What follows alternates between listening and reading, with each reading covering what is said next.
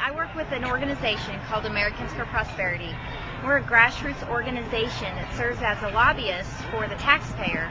And so when you look at health care and a $2 trillion price tag, you know, we just sent out a few phone calls and a little bit of radio, and, you know, we had just a great response from the people here in Little Rock. Who all spoke at your rally, Teresa? We have a retired military colonel named Stuart Jolly. He's worked with Americans for Prosperity for 3 years. He was one of our speakers. And Dr. Eric Novak, who's testified before Congress on the issue of healthcare reform this June. What are some of the main issues that they talked about?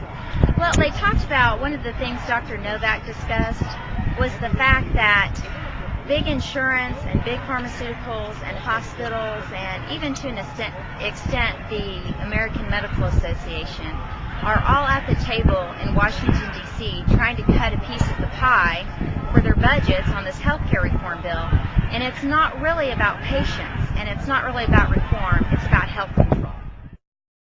We've been going from town to town. We've been going since Monday morning at 8 a.m. We started off in Cabot.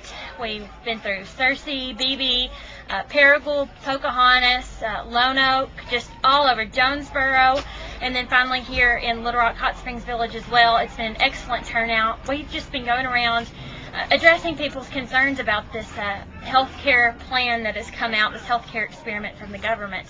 Many people are fired up about it. They just don't want any more government meddling in their own personal lives, especially with our health care. What kind of response have you had? Tremendous response. Earlier today we visited Hot Springs Village. We had over 750 people there.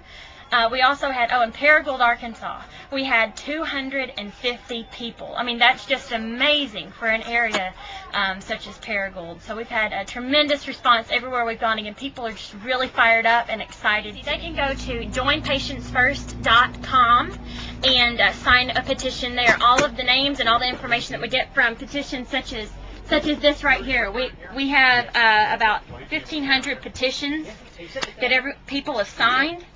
And they can go online, sign that up. Once we gather all of the names and information, we're going to send it to Congress and tell people that Americans really know what's going on. We can't be fooled, and we do not want a socialized form of health care.